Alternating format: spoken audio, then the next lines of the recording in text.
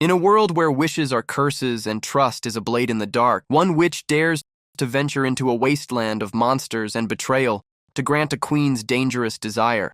But what happens when the hunter she trusts hides a secret that could tear their world apart? Buckle up, this is no fairy tale, and happy endings are nowhere to be found. This is In the Lost Lands, 2025, a dark fantasy epic directed by Paul W.S. Anderson, blending post-apocalyptic grit with medieval mysticism. Adapted from a short story by George R.R. Martin, it's a tale of power, betrayal, and survival in a dystopian world ravaged by war. Starring Milla Jovovich and Dave Bautista, this film dives into a chaotic mix of sci-fi, western, and fantasy, where every choice comes with a deadly price.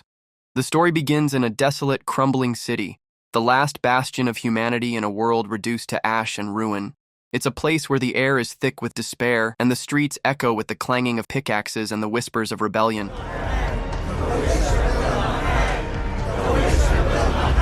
The city is ruled by a dying overlord, his power contested by two ruthless forces: Queen Melange, a young, cunning monarch with a secret lover, and Patriarch Johann, a zealot whose church wields violence like a holy mandate. At the heart of this powder keg is Gray Alys, Milla Jovovich, a witch with a dangerous gift. She grants wishes, but they always come with a twist, like a poisoned chalice. Feared and revered, Alys is a figure of myth among the city's downtrodden, but to the church, she's a heretic marked for death. As the film opens, we see her balancing on a cross, a noose around her neck, facing execution by the church's enforcer, Ash, Arlie Jover, a relentless zealot who hunts witches with unholy fervor. Alys escapes in a blaze of cunning and illusion, but the church's pursuit is far from over.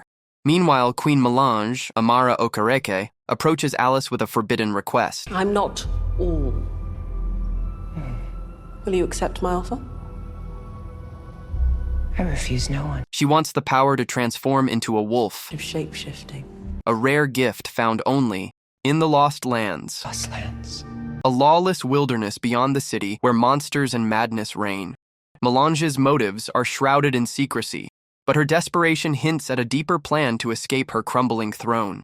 Alys, bound by her own code to never refuse a request, agrees, knowing the journey could cost her life. To survive the Lost Lands, Alys enlists Boyce, Dave Bautista, a grizzled hunter with a gunslinger's swagger and a past cloaked in mystery. Boyce is no stranger to the wastelands, a man who's faced demons and lived to tell the tale. He agrees to guide Alys to Skull River, where a werewolf is said to roam, but his gruff demeanor hides secrets that could unravel their mission. As they prepare to leave the city, a shadow looms. The church's knights, led by Ash, are closing in, and Alys senses Boyce isn't telling her everything. Will they even make it out of the city alive? The journey into the Lost Lands is a descent into a nightmare. The landscape is a haunting blend of rusted machinery, skeletal ruins, and rivers of skulls, a world where the line between man and monster blurs. Still time, Gray. I think you lie! Hunter!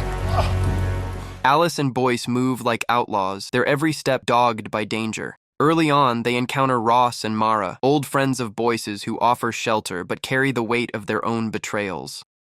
In a fleeting moment of vulnerability, Boyce reconnects with Mara, but the reunion is cut short when Ash and her zealots attack, capturing Ross and Mara to lure Alys into a trap. The church's cruelty is on full display as they torture Ross and murder Mara, leaving Boyce shaken and Alys questioning his loyalties. As they press on, tension between Alys and Boyce grows. How much longer till Skull River? A week, maybe longer. Alys's powers, illusions, and suggestion keep them one step ahead of their pursuers. Boyce's reliance on brute force and his strange attachment to a two-headed snake hint at a man wrestling with his own demons. Their dynamic is electric yet uneasy, a partnership forged in necessity, but teetering on distrust. When they stumble upon a hanged man, Boyce's reaction is visceral, as if the corpse is a ghost from his past. Alys begins to suspect Boyce knows more about the werewolf than he's letting on, but before she can confront him, they're ambushed by Ash's forces in a heart-pounding chase.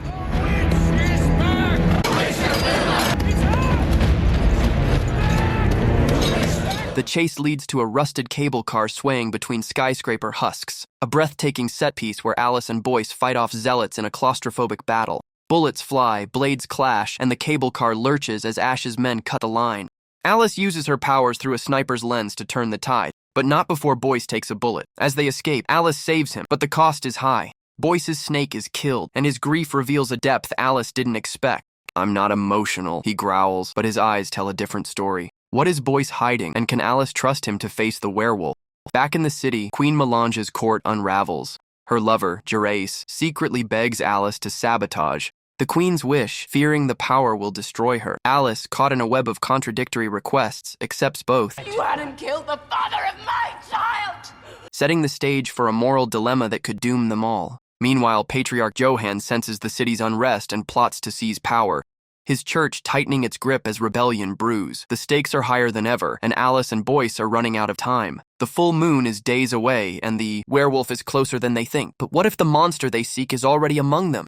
The climax unfolds at Skull River, a desolate expanse where the air hums with dark magic. Alys and Boyce track the werewolf, but the truth hits like a thunderbolt. Boyce is the werewolf, a shapeshifter hiding his nature to survive the church's purges. His tragic past comes into focus. He's a man who's lost everything to the lost lands, his humanity eroded by the beast within. Alys, torn between her duty to the queen and her growing bond with Boyce, faces an impossible choice. Kill him to grant Melange's wish or risk everything to protect him. The confrontation is brutal. Boyce transforms, his humanity fading as claws and fury take over. Alys fights not to kill, but to save.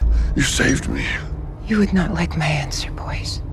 Using her illusions to subdue him. But Ash and her zealots arrive, turning the battle into a three-way war. The action is relentless. Gunfights, sorcery, and werewolf savagery collide in a storm of chaos. Alys's powers shine in a stunning moment, bending reality to outwit Ash, but the cost is steep. Boyce is mortally wounded, and Alys delivers his pelt to the queen, fulfilling her promise in a way that feels like betrayal. Back in the city, the resolution is a masterstroke of George R.R. Martin's twisted irony. Melange, enraged to learn Boyce was the werewolf and Gerace knew, kills her lover in a fit of betrayal. The city erupts in rebellion, the Overlord's death and the church's collapse, leaving a power vacuum. Melange flees, her dreams of power reduced to ash. But the story isn't over. Boyce, resurrected by Alys's magic or sheer will, rises from his grave. A man reborn, but forever changed. He seeks Alys, not for revenge. Maybe it was me skinning you alive. Just like you did to me. But for survival. Together they vanish into the lost lands, two outcasts bound by a bond forged in blood and betrayal.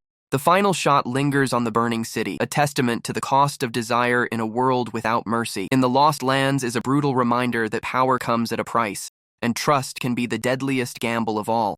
What would you sacrifice for a wish that could change everything? Let us know in the comments, and if you're craving more dark fantasy with shocking twists, check out The Witcher for a saga of monsters and morality that'll keep you glued to the screen. Subscribe for more recaps, and we'll see you in the next Wasteland.